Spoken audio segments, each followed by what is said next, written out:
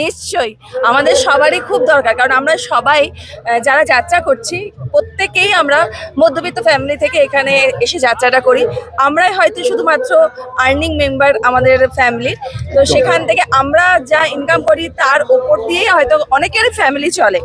এবার সেক্ষেত্রে সেই মানুষটা যদি কোনো রকম কোনো কিছু ক্ষতি হয়ে যায়, তার জন্য তো অবশ্যই বিমার দরকার। বেঙ্গল স্কুপ থেকে একটা দারুণ প্রশ্ন। এটা আমাদের ভালো চাওয়া প্রশ্ন। আমরা যাত্রা শিল্পী, অভিনয় করতে ভালোবাসি, মঞ্চ ভালোবাসি, কিন্তু এই যে দিনের পর দিন আমরা রাতের পর রাত জেগে যাতায়াত করি, এই যে রাস্তায় একটা অনেক বড় জার্নি, বাইরে বাইরে থাকা, অবশ্যই অবশ্যই অবশ্যই বিমার প্রয়োজন থ্যাংক আছে। ইউ বেঙ্গল স্কুপকে, যে প্রতিনিয়ত আমাদের যাত্রার খুঁটিনাটি তুলে ধরছো। থ্যাংক ইউ তোমাকে। তুমি যে কোনো জায়গায় আমি দেখেছি অনেকে যায় না, তুমি চলে যাও। চেষ্টা তুমি না, তুমি তোমার কাজটাকে কেন ভালো লাগছে, তুমি কিন্তু অন্য ধরনের কোনো প্রচার করো না, পার্টিকুলার কারুর হয়ে করো না, তুমি এইভাবে এগিয়ে চলো।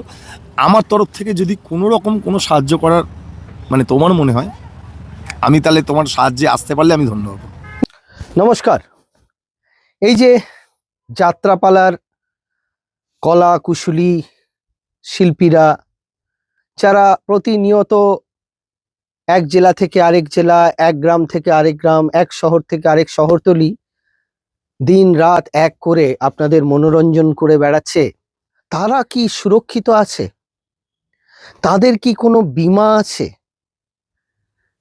এত বড় একটা পরিবার, যাত্রা পরিবার, আমি এক প্রডিউসারের কাছ থেকে শুনেছিলাম, অন ক্যামেরাতেও আছে সেটা, যে প্রায় 9 লক্ষ পরিবার প্রত্যক্ষ এবং পরোক্ষভাবে এই যাত্রাপালার সঙ্গে যুক্ত।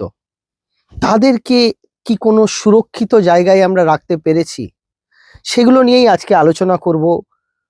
আমরা প্রযোজকদের সঙ্গে কথা বলবো, শিল্পীদের সঙ্গে কথা বলবো, কলা কুশলীদের সঙ্গে কথা বলবো, তারা কতটা এই বিষয়ে সচেতন, আদেও বীমা আছে কি না, সবটুকু জানবো আজকের এই পর্বে।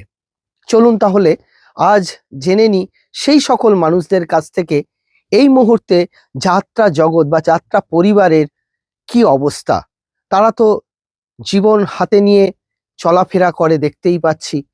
আজ আমাদেরই সামনে দুটো ঘটনা ঘটে গেল, দুর্ঘটনা ঘটে গেল। সেই দুর্ঘটনাগুলোর ক্ষেত্রে কতটা আমরা তাদের পাশে দাঁড়াতে পেরেছি আর্থিকভাবে, সেটাও তো আমাদের জানার দরকার, তাই না? তো যাই জেনে নি সেই সকল মানুষদের কাছ থেকে কি অবস্থায় আছে এই যাত্রা পরিবারগুলো। চলুন।